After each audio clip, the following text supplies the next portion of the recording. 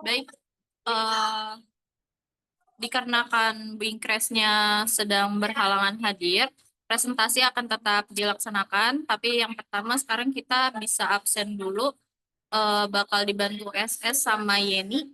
Boleh dibantu SS, Yeni?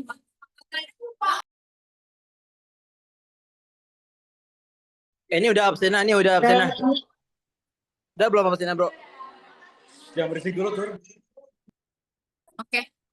Oke, boleh mungkin dulu guys. Ini gue mau SS.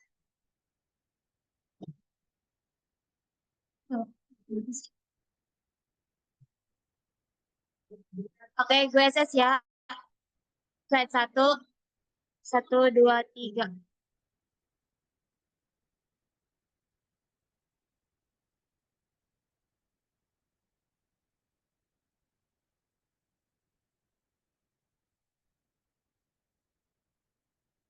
TL.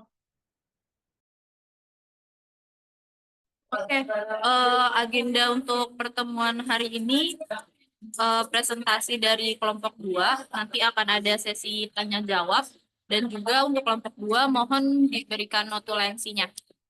Untuk kelompok 2 dipersilakan.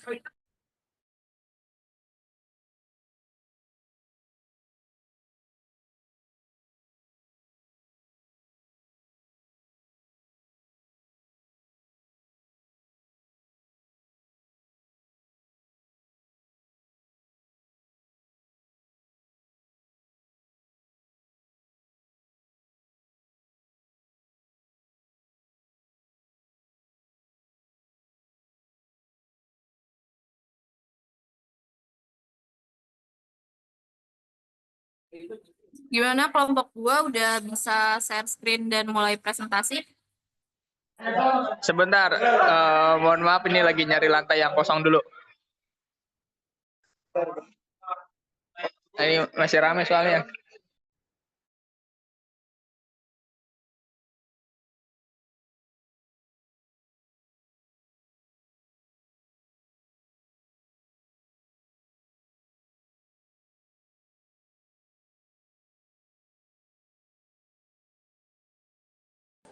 Wait.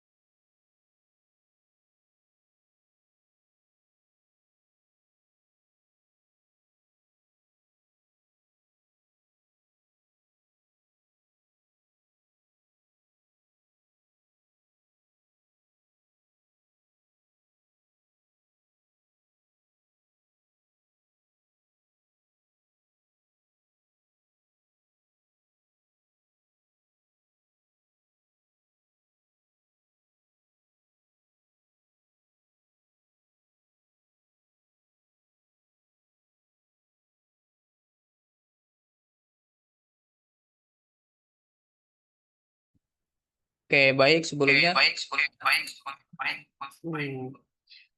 Mantap dulu semuanya. Iya sih, jangan dari sini. Emang gue nggak boleh ngungkap. Lagi pelatihan. Wow,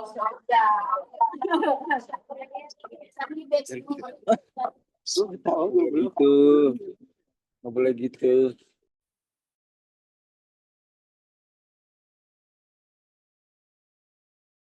Oke, baik sebelumnya mohon maaf ya agak lama tadi.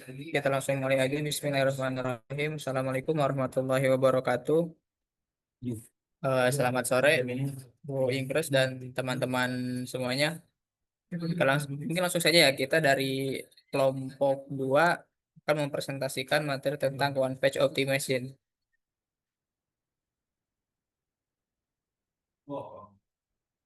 Oke, kita terdiri dari 5 orang anggota yang pertama saya sendiri Fatir Feruji, ada Andi Muhammad Fahri, ada Fikri Firmansyah, Muhammad Fadli Ihsan, dan ada Julianda Jahid Mutakin.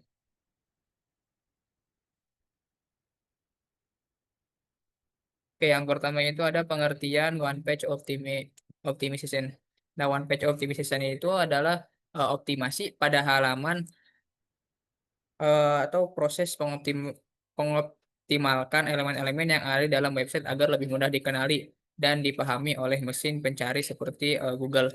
Nah, elemen itu mencakup struktur konten, judul halaman, meta tag, penggunaan kata kunci, internal link, gambar, hingga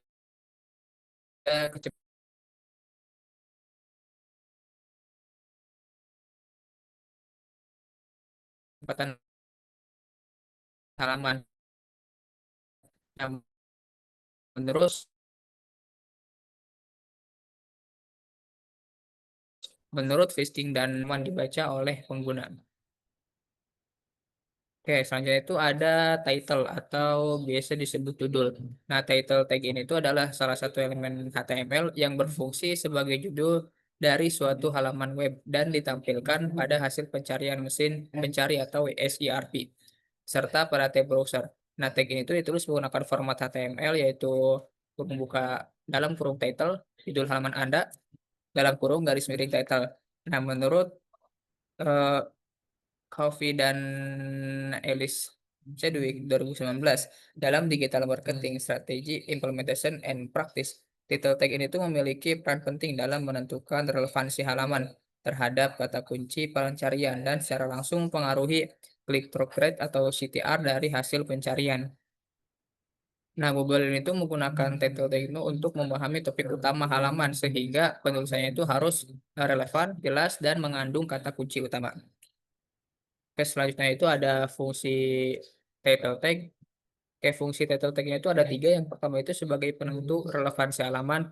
Oh ya, di mana mesin pencari itu membaca title tag untuk menentukan apakah halaman tersebut itu sesuai dengan kata kunci pencarian.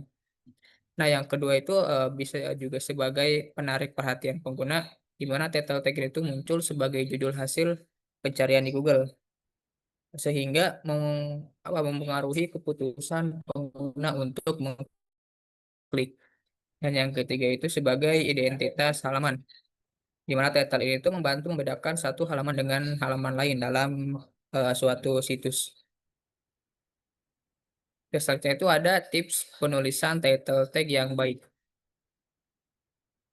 Nah, yang pertama itu letakkan kata kunci utama itu di awal. Nah, dengan mendapatkan kata kunci utama di awal titik tag itu dapat membantu mesin pencari memahami topik halaman secara lebih cepat. Nah, selain itu pengguna itu juga cenderung membaca dari kiri ke kanan sehingga kata kunci yang muncul lebih awal akan lebih mudah menarik perhatian. Oke, yang kedua itu bisa menggunakan angka, tahun, atau kata sifat yang kuat. Nah, dengan menambahkan elemen-elemen seperti angka, tahun, atau kata sifat, misalnya itu kata sifatnya itu bisa terbaik, terbaru, atau terlengkap. Nah, itu dapat meningkatkan daya tarik untuk pengguna itu tuh mengklik situs kita. Yang ketiga itu bisa menambahkan nama brand di akhir title. mencantumkan nama brand dari title itu membantu memperkuat identitas halaman serta meningkatkan kepercayaan pengguna. Misalnya itu contoh yang sering kita lihat tuh Wikipedia itu kan di setiap judulnya itu pasti di akhir judul tuh ada tulisan Wikipedianya gitu. Oke, yang keempat itu bisa membatasi panjang title sekitar 50 sampai 60 karakter. Nah, Google itu tuh umumnya menampilkan sekitar 50 atau 60 karakter pertama di title hasil pencarian. Nah, jika title terlalu panjang itu, maka sebagian teks itu akan terpotong dengan titik-titik gitu yang di akhir tuh. Di akhir, apa, di akhir judul maksudnya tuh. Oke, yang kelima itu gunakan bahasa yang natural dan relevan. Nah, title tag itu sebaiknya itu ditulis dengan bahasa yang natural dan mudah dipahami oleh pengguna. Hindari juga praktik keyword stuffing, yaitu pengulangan kata kunci secara berlebihan yang justru dapat terlihat sebagai spam. Yang keenam itu pastikan setiap halaman itu memiliki title yang unik. Nah, setiap halaman di dalam situsnya itu harus memiliki tag yang berbeda agar tidak terjadi duplikasi konten di mata mesin pencarian. Dan yang ketujuh itu sesuaikan title dengan isi halaman. Nah, title yang baik tuh harus benar-benar mencerminkan isi konten. Jika pengguna mengklik judul yang tidak sesuai dengan isi konten, maka mereka itu cenderung langsung keluar, yang bisa menurunkan kualitas pengalaman pengguna atau user experience. Dan yang terakhir ini tuh hindari penggunaan simbol atau tanda baca. Nah, tanda baca seperti tanda seru atau simbol-simbol seperti tanda tanya enggak sih sebenarnya. Yang kayak gitu-gitulah. Itu tidak disarankan karena dianggap tidak profesional dan mengurangi kredibilitas halaman di hasil pencarian. Oke, untuk selanjutnya akan dijelaskan oleh rekan saya.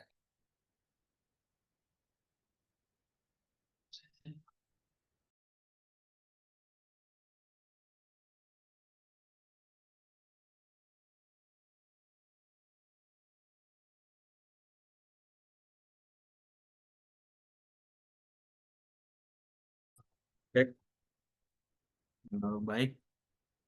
Selanjutnya kita akan membahas terkait dengan meta description. Nah, yang pertama itu adalah definisi dari meta description itu. Apa sih meta description itu? Jadi meta description itu adalah tag HTML yang memberikan ringkasan singkat mengenai apa ya, mengenai isi halaman dari web. Nah, meskipun tidak langsung mempengaruhi peringkat SEO secara teknis, tapi meta description ini berperan besar dalam meningkatkan click through rate atau CTR di hasil pencarian. Nah, contohnya misalnya di meta name-nya description konten tanda petik itu materi SEO untuk bisa dilihat sendiri ya, untuk eh, contoh contoh pada eh, slide webnya ini.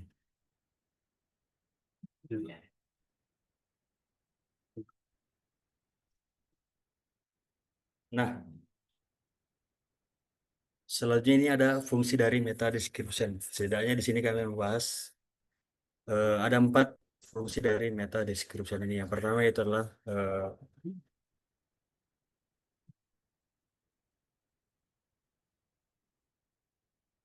yang pertama itu adalah menjelaskan isi halaman kepada pengguna di hasil pencarian. Nah, meta description ini membantu pengguna memahami apa yang akan mereka dapatkan. Misalnya jika mengklik link tersebut, nah ini penting karena pengguna sering hanya membaca judul dan deskripsi singkat saat memutuskan untuk membuka halaman atau tidak. Yang kedua fungsinya itu adalah meningkatkan daya tarik untuk diklik atau CTR, yaitu click through rate. Nah, ini adalah rasio antara jumlah orang yang melihat eh, link kamu di hasil pencarian dan yang sebenar-benarnya mengkliknya. Nah,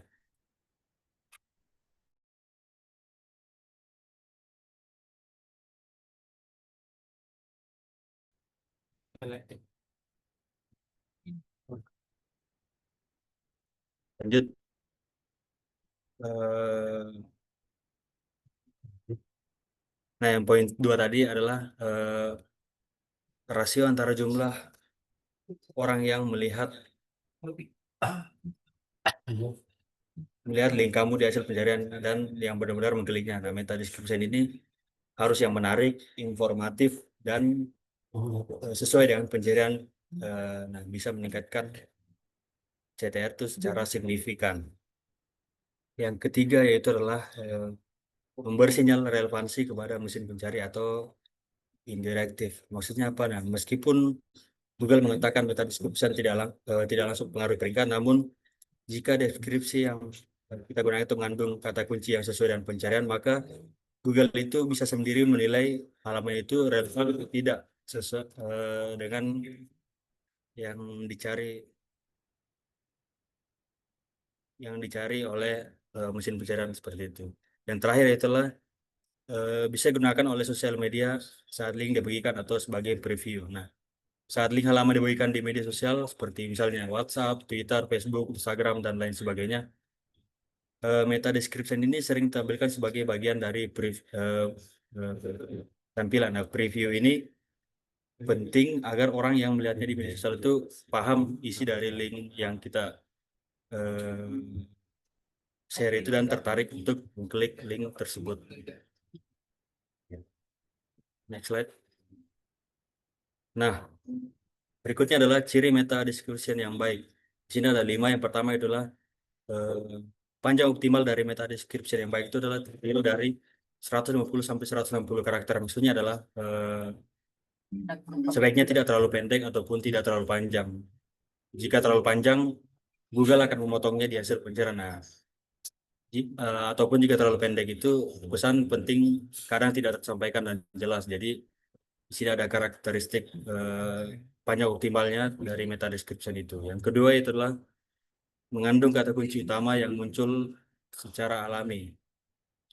Nah, kata kunci utama ini membantu mesin pencari memahami relevansi halaman. Namun, penting juga untuk menulisnya secara kesannya itu harus alami gitu lah, agar tetap nyaman dibaca oleh pembaca. Yang ketiga itu adalah terdapat kalimat ajakan atau call to action. Nah, call to action ini berfungsi untuk mendorong pengguna melakukan tindakan. Misalnya yang sering kita lihat di meta description contoh-contohnya itu seperti misalnya pelajari lebih lanjut atau beli sekarang, daftar gratis.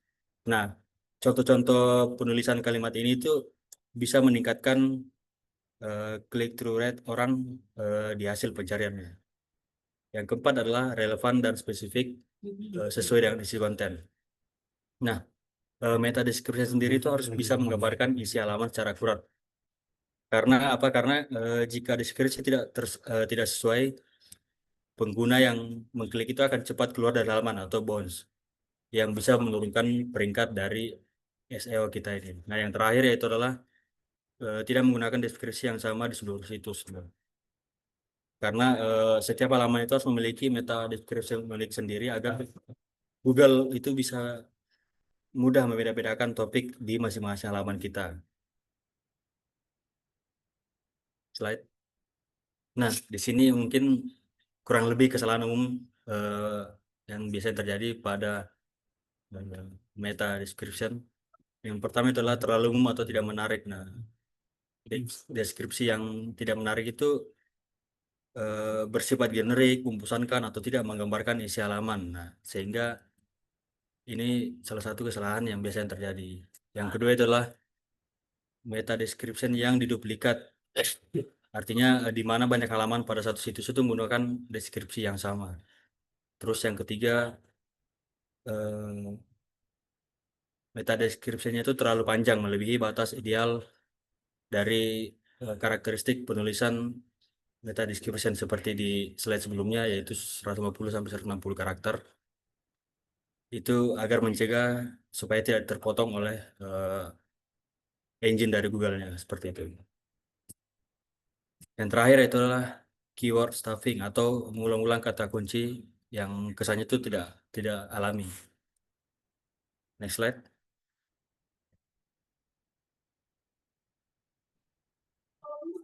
Mungkin selanjutnya akan dilanjutkan oleh rekan saya.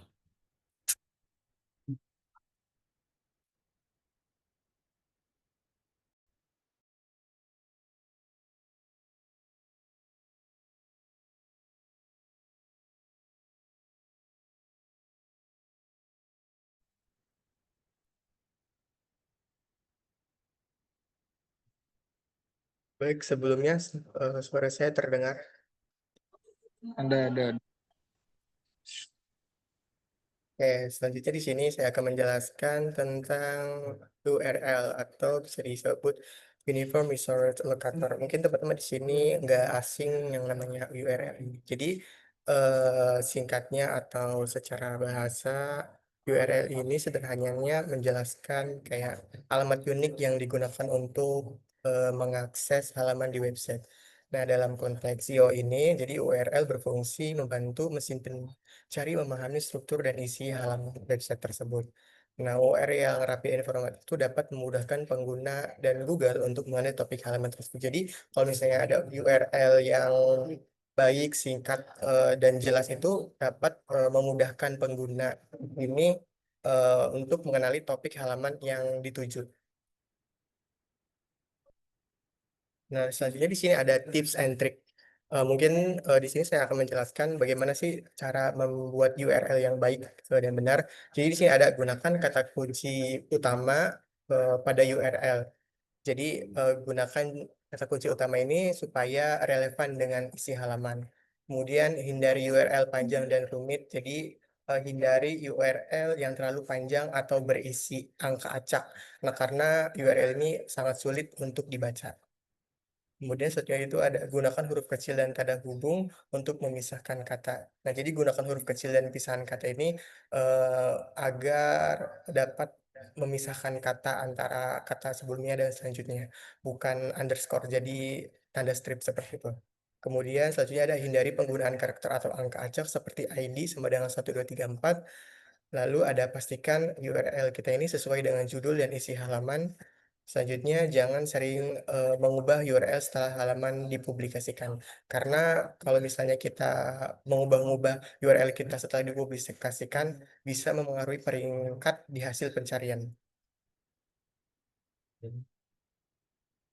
Nah, selanjutnya di sini ada contoh URL yang baik dan buruk. Nah, contohnya itu seperti pada PPT ini.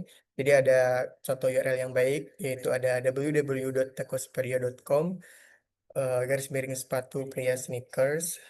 Karena ini URL-nya terlihat pendek, jelas, terus mengandung keyword yaitu sepatu pria sneakers.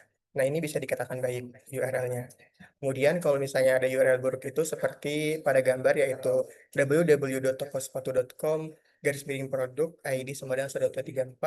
Nah, ini tidak dikatakan baik karena tidak informatif. Apa yang kita cari itu apakah produknya peruk tas atau sepatu atau baju ini tidak dijelaskan dalam URL-nya dan sulit juga untuk diingat.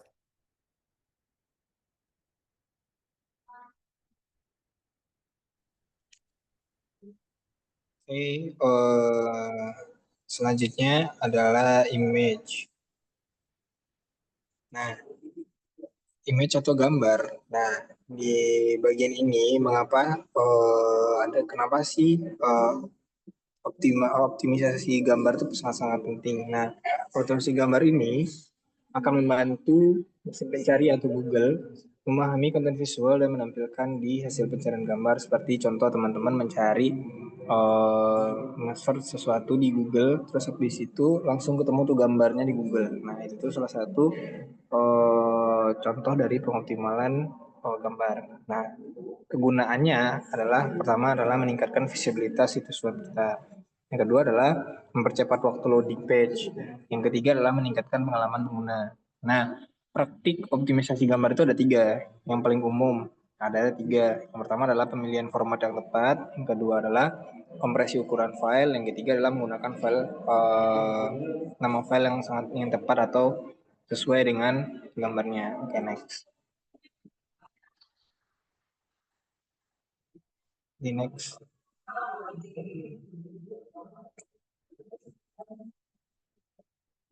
Oke, praktik yang tadi akan ada 3. Yang pertama ini adalah pilih format yang tepat. Maksudnya adalah ketika teman-teman menggunakan gambar atau memerlukan gambar yang jernih, gambar seperti itu, nah kita pilihlah format seperti JPG karena ya sesuai dengan fungsinya masing-masing. Format JPG itu bisalah mengambil gambar yang lebih luas dan kesesuaiannya lebih ideal dan mungkin cahayanya lebih bagus atau mimiknya lebih bagus. Nah, yang kedua contohnya adalah PNG. Kalau teman-teman mengambil logo atau mengambil gambar yang tanpa latar belakang, gunakanlah format seperti PNG. Nah, jadi dalam pengoptimalisasian gambar ini, cobalah untuk mengambil gambar sesuai dengan format-formatnya atau kita ngambil gambar sesuai dengan format-formatnya untuk difungsikan sesuai dengan hal tersebut. Yang kedua adalah kompres ukuran file. Maksudnya adalah teman-teman pernah nggak sih kalau misalnya kita nge-search suatu web terus habis itu gambarnya nge-lag nih. Nah, itu tuh salah satu penyebabnya mungkin gambarnya terlalu besar atau gambarnya mungkin ukuran gambarnya itu terlalu besar. Jadi itu bisa membuat mesin pencari itu lebih lama untuk membuat gambar seperti itu. Tapi memang harus digarisbawahi bahwasanya mengkompresi gambar ini harus seimbang dengan ukuran file dan tingkat kualitas gambarnya. Jadi kalau misalnya teman-teman mau mengkompres gambar, otomatis kualitas dari gambar tersebut mungkin akan berkurang. Tapi teman-teman cobalah untuk mencari cara lain agar ukuran filenya kecil tapi gambar atau kualitas gambarnya itu tetap bagus atau prima seperti itu. Nah, yang ketiga adalah menggunakan nama file yang tepat. Ini jangan contoh singkatnya adalah teman-teman masih ada nggak sih yang ngoding terus habis itu ngasih nama file image-nya itu kayak img 001, img 002. Nah, sebenarnya itu tuh adalah salah satu contoh menggunakan nama file yang kurang tepat. Nah, kenapa? Karena mesin pencari akan menggunakan nama file tersebut untuk memunculkan file kita terlebih dahulu di mesin pencari tersebut. Nah, contoh di sini saya sudah memberikan contoh nih menggunakan nama yang tepat seperti contoh kita mengasih widget atau sesuatu gitu. Ya, berarti namanya widget dikasih strip ya strip biru JPG atau nama seperti bunga kuning titik PNG. Nah, itu kayaknya lebih memberikan kejelasan atau mendeskripsikan sesuatu seperti itu.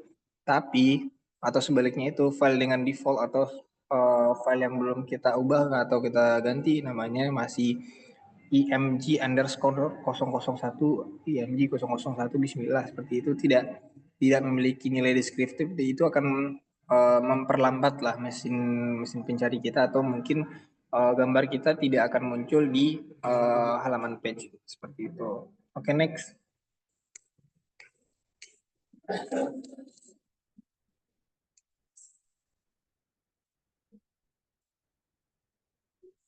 Oke, yang selanjutnya adalah alt text atau alt text atau alternative text. Nah, alternative text ini adalah deskripsi singkat yang biasanya kita tambahkan ke kode halaman HTML di sebuah gambar. Nah, teks ini akan muncul ketika gambar yang kita muat itu gagal di muat atau di loading seperti itu. Fungsi utamanya adalah yang pertama untuk SEO, membantu mesin pencari memahami konteks gambar yang dapat membantu ranking di pencarian gambar dan ranking halaman secara keseluruhan. Jadi ketika contoh di Google kita cari bunga karena di alt text dan image file kita itu sesuai dengan gambar bunga matahari atau deskripsinya sesuai dengan mesin pencariannya atau yang dicari oleh users, maka nama file kita atau website kita atau gambar tersebut mungkin akan ditampilkan di halaman kita seperti itu. Yang kedua adalah dari sisi pengalaman pengguna. Nah, itu ditampilkan jika gambar. Jadi contohnya kita lagi masuk ke sebuah web, terus webnya itu mempunyai gambar, tapi gambarnya itu seperti tidak bisa di loading atau tidak bisa di load gitu. Jadi ada seperti logo gambar, terus ada tulisannya seperti gambar gunung gitu atau gambar bunga matahari seperti itu. Pasti ada di bagian gambar yang gagal di loading atau gagal dimuat seperti itu. Oke, next.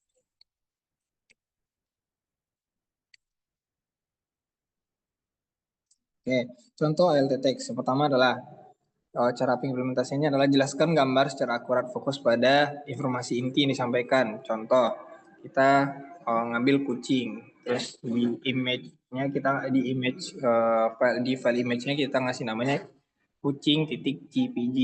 Terus di ALT text-nya kita ngasih kucing. Nah, itu kan kayak terlalu umum. Mungkin ada orang atau website lain yang akan lebih spesifik atau lebih akurat seperti itu. Nah, jadi kita punya yang lebih better yaitu image-nya search-nya by kucing JPG nggak apa-apa. Terus alternatif teksnya kita ngasih kucing berbulu abu-abu bermain bola benang seperti itu. Itu kayak lebih deskriptif dan kalau misalnya di gambarnya gagal dimuat, users tetap masih tahu itu gambarnya gambar apa gitu kan. Oke, yang selanjutnya adalah sertakan keyword jika relevan atau ya jika relevan dan alami seperti itulah. Yang pertama adalah jangan atau dihindari untuk menjelaskan. Contoh, nggak sudah tahu nih kita ngasih gambar malah dibikin deskripsinya gambar kucing sedang berlari. Ya, yang kenapa itu kurang disarankan karena ya mesin pencari sudah tahu itu gambar, tidak perlu dideskripsikan lagi kalau itu adalah gambar gitu. Jadi langsung saja ke bagian deskriptifnya. Contoh, jika gambar ala laptop sedang menampilkan grafik SEO, maka alternatif teksnya bisa jadi laptop menampilkan grafik kinerja SEO dengan statistik peningkatan trafik. Nah, seperti ini lebih better daripada gambar laptop menampilkan grafik kinerja SEO. Karena di mesin pencari itu atau di Google itu kita sudah tahu kalau misalnya itu gambar, tidak kalau misalnya itu memang gambar, tidak perlu dijelaskan lagi kalau misalnya itu gambar. Itu kayak lebih penggunaan kata yang boros ya. Seperti itu. Lanjut.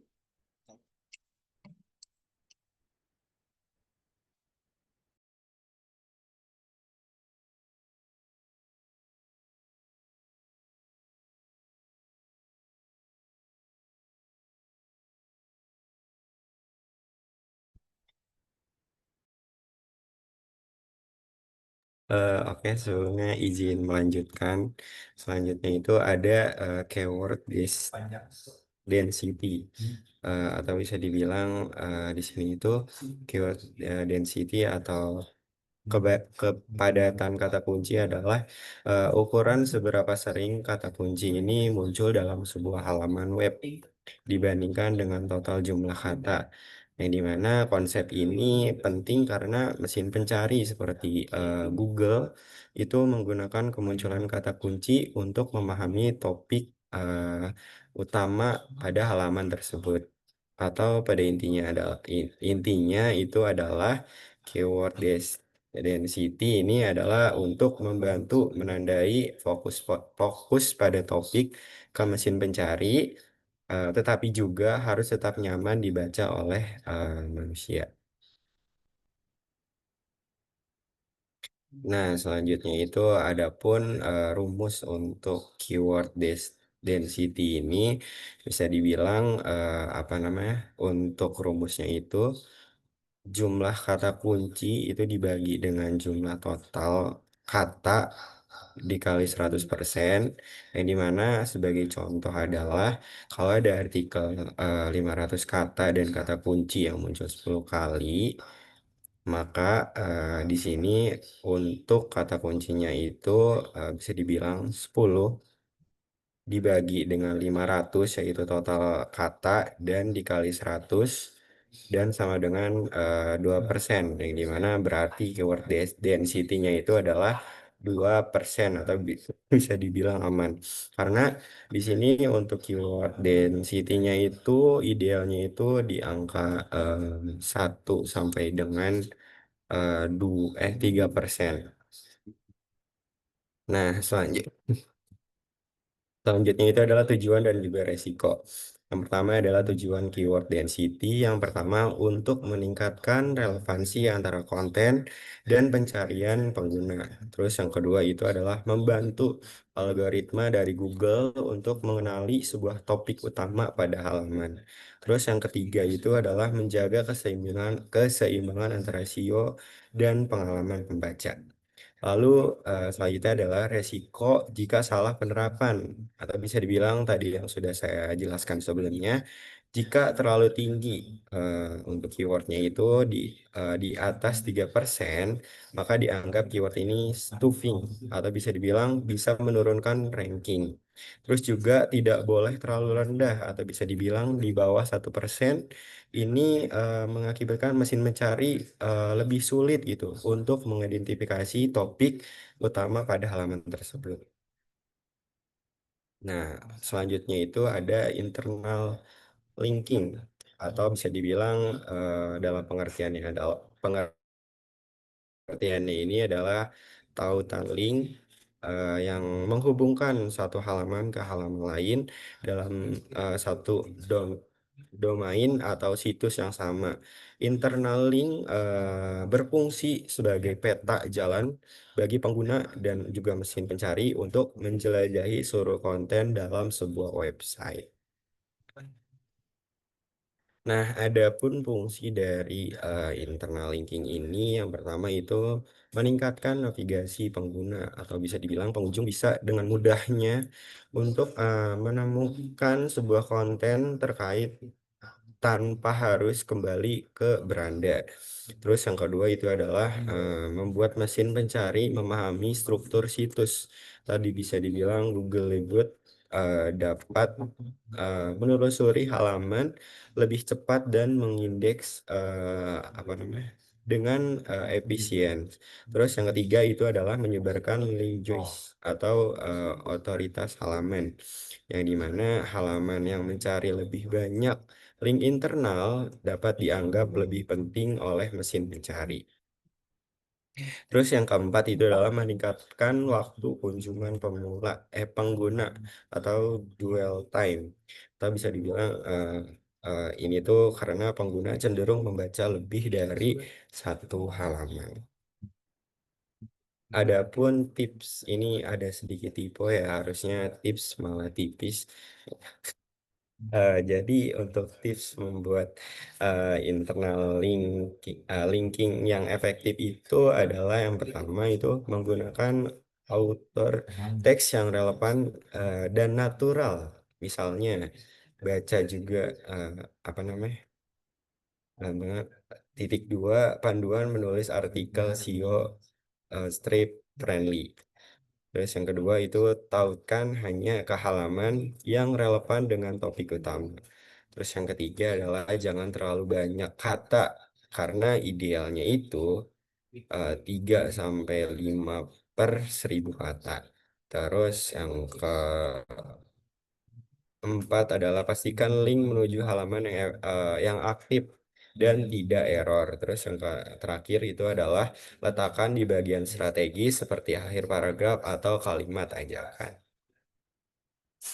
Oke, mungkin sekian presentasi dari kelompok kami. Kurang lebihnya mohon maaf. Apabila selanjutnya ini kita membuat sesi tanya jawab yang mungkin diajukan untuk 3 penanya aja. Mungkin untuk memudahkan kami dalam menjawab juga boleh banget buat teman-teman yang nantinya bertanya sekaligus menulis pertanyaannya di dalam chat room. Mungkin kalau misalnya ada yang bertanya boleh raise hand terlebih dahulu.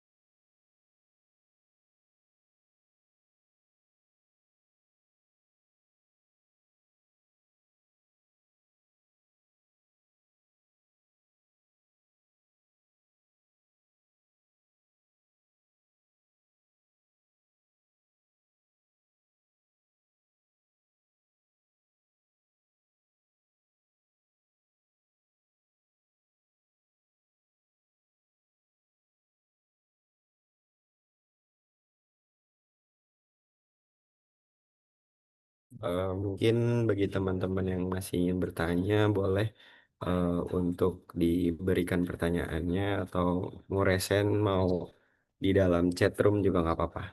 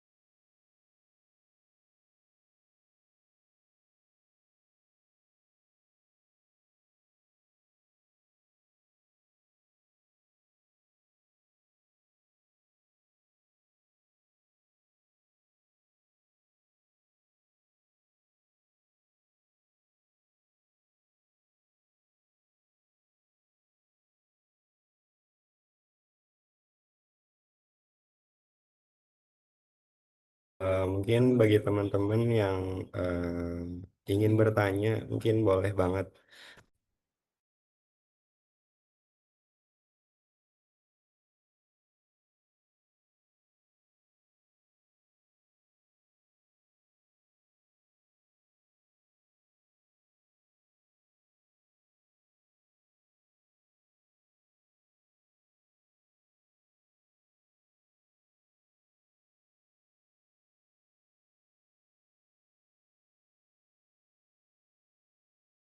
Ini yang bertanya masih dari Alda dan Dea. Ini Alda atau Dea nih yang bertanya.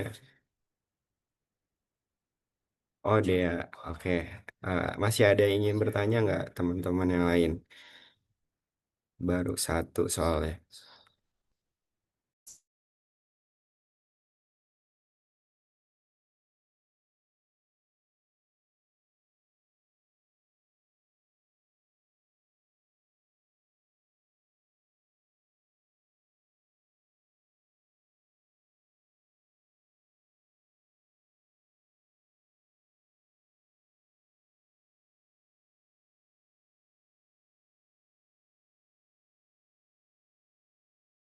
Oke, mungkin sembari kita menunggu pertanyaan dari teman-teman yang lain, aku mau coba jawab pertanyaan dari Dea juga, Dea dulu, yang dimana Dea dari kelompok 2 bertanya, tolong jelaskan contoh penerapannya yang keyword pakai rumus tadi. Sebenarnya tuh pada intinya rumus yang ada mana tadi? Yang ada di sini itu lebih tepatnya untuk mencari tahu persenan dari keyword density-nya itu sendiri. Yang dimana misalkan di sebuah artikel itu ada apa namanya, ada 500 kata. Terus juga ada 10 kata kunci. 10 iya 10 kali kata kunci. Nah, di sini tuh kita bisa ngejumlahinnya. Cara ngejumlahinnya buat cari tahu itu udah masuk ideal atau enggak, kita bisa pakai rumus ini, yang dimana rumusnya itu jumlah kata kunci, yang dimana tadi kata kuncinya 500 kan. Terus dibagi dengan jumlah total kata. Nah, total kata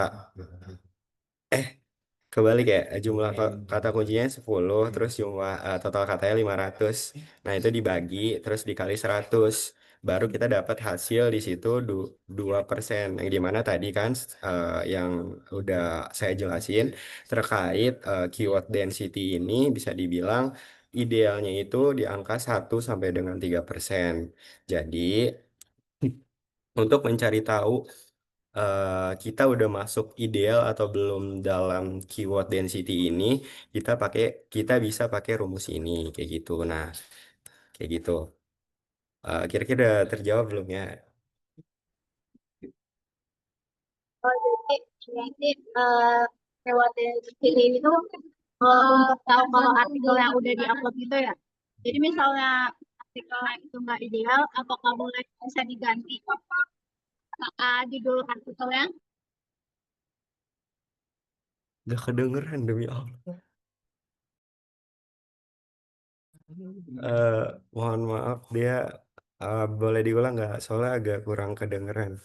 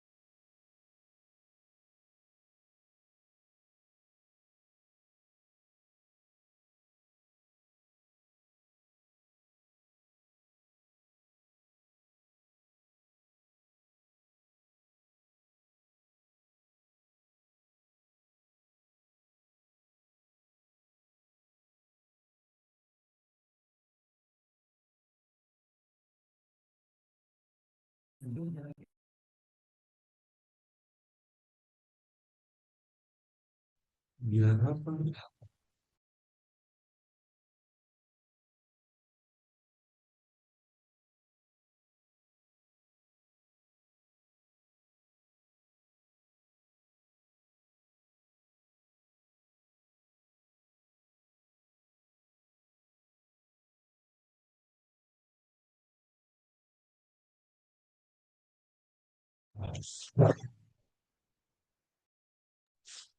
Cek sambil menunggu lanjutan dari dia mungkin kita next ke pertanyaan berikutnya yaitu dari Siti Nurhaila. Eh, Saudari mempertanyakan bagaimana cara menentukan panjang ideal meta description agar optimal di hasil pencarian Google. Ya. Nah, sesuai dengan materi tadi di slide yang kami jelaskan itu bahwa panjang ideal dari sebuah untuk meta description itu sekitar 150 sampai 160 karakter. Kenapa idealnya segini? Karena batas ini tuh dibuat supaya teksnya itu tidak terpotong di hasil pencarian Google. Karena sebenarnya Google itu tidak menghitung sih dari jumlah karakternya, tapi lebar tampilan dalam pixel Google itu sekitar 920 pixel. Itu untuk versi desktop dan untuk mobile-nya itu 680 pixel. Nah, dengan ukuran pixel seperti itu, ideal yang bisa ditampung pada tampilannya itu adalah 150 sampai dengan 160 karakter tersebut. Nah, makanya kenapa apa meta description itu idealnya ideal karakternya 150 sampai 160 karena untuk menyesuaikan dengan lebar tampilan pada pixel Google tersebut. Karena kalau misalnya terlalu panjang atau kelebihan dan melewati batas pixel dari tampilan Google ini, maka akan terpotong untuk meta description-nya. Mungkin kurang lebih seperti itu. Oke, terima kasih atas jawabannya, Fahri. Iya, mungkin. Siap, sama-sama.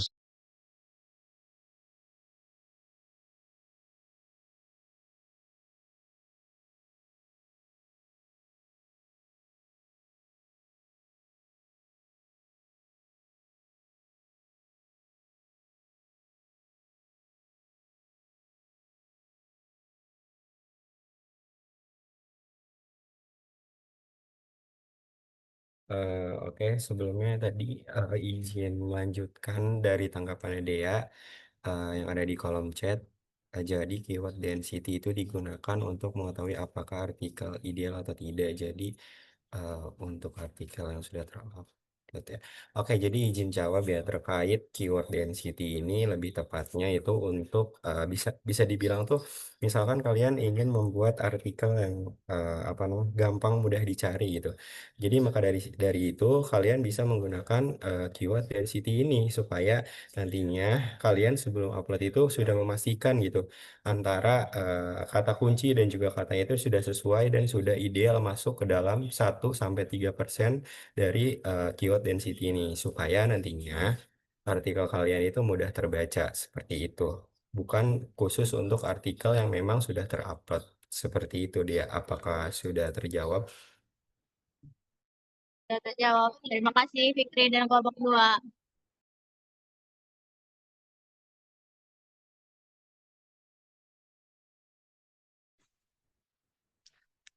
Oke, selanjutnya ini adalah pertanyaan lain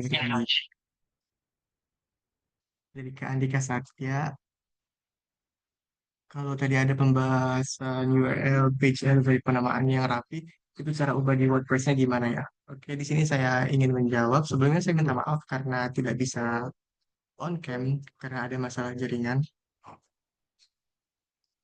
Nah, jadi kalau misalnya di WordPress, cara ubah URL biar rapi, itu ada cara-caranya. Jadi pas kita bikin atau edit halaman atau postingan, di bagian atas itu biasanya ada kayak kolom yang namanya permalink atau slug.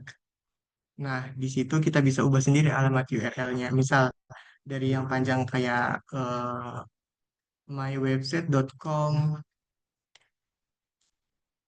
garis miring p sama dengan 123 itu bisa diubah jadi mywebsite.com garis miring tips SEO URL. Nah, itu bisa diubah di bagian paling atau di slide. Nah, kalau mau atur biar semua URL-nya otomatis rapi ke depannya, itu bisa juga lewat menu setting. Buka settings, terus permalink, terus pilih format yang postname. Nah, itu bisa bikin semua link halaman pakai nama judul yang rapi dan bisa otomatis rapi ke depannya, bukan angka-angka yang acak. Nah, jadi kalau misalnya mau ubah di WordPress itu tinggal edit bagian permalink waktu buat postingan atau ubah struktur defaultnya lewat pengaturan biar semua URL itu lebih kayak friendly gitu. Apakah sudah terjawab, Kak? Oke, aman. Terima kasih ya. Oke, terima kasih.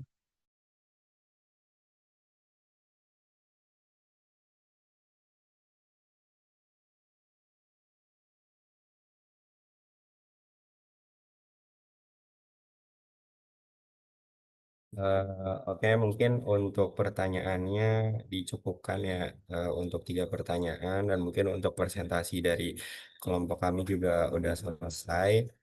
Sebelumnya kami ucapkan terima kasih banyak untuk pada teman-teman semua yang udah bertanya dan aktif dalam presentasi hari ini. Untuk selebihnya, kurang lebih mohon maaf. Wassalamualaikum warahmatullahi wabarakatuh. Dan saya kembalikan ke